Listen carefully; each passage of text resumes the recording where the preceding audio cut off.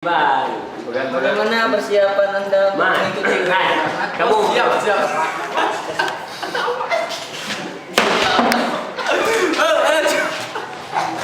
Ayo, Mak.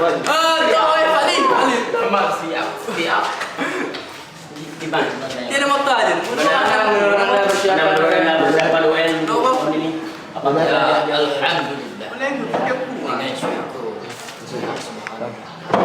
Kuat ya. Jadi, bagaimana UN kali ini? Bagaimana? Menurut pendapat Anda, apakah UN kali ini akan berjalan dengan lancar atau akan gagal? Insya Allah. Lancar. Menurut Anda, target Anda untuk kali ini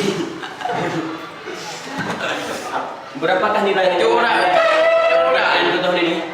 Untuk lulusannya minimal berapa nilai Anda?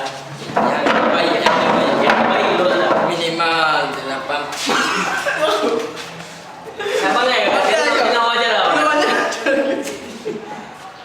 Wawancara chẳng itu chẳng letak itu. Ayo Kak Nesu, saya bangai Kak Nesu.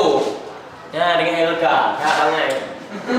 Ya pemirsa, berjumpa lagi bersama saya yang bernama Muki. Saya di sini akan mewawancarai seorang Nazarudin. Iklan letak. Ya. Tinggal merah kau hatimu. Hai bangai, tengok naik pula. Di pas nak hatimu ini daerah baca cai.